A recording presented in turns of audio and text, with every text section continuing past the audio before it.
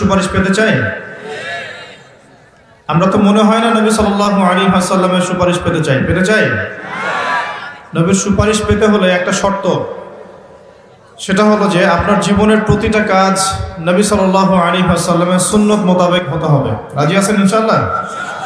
আর সবার আগে চেহারা পরিবর্তন করতে হবে। সবার আগে কি পরিবর্তন করতে হবে?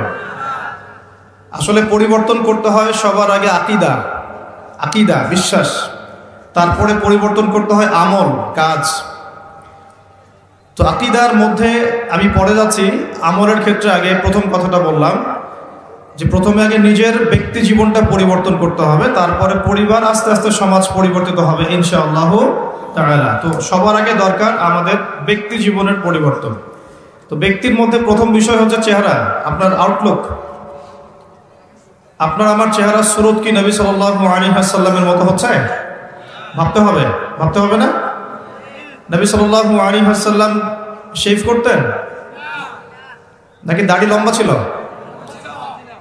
তো আমাদের সবার দাড়ি ছোট কেন?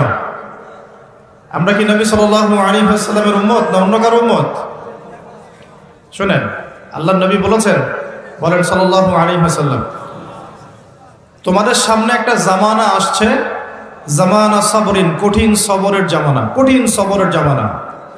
ওই জামানায় ঈমান ধরে রাখাটা হাতের মধ্যে জ্বলন্ত আগুন ধরে রাখার মতো হবে।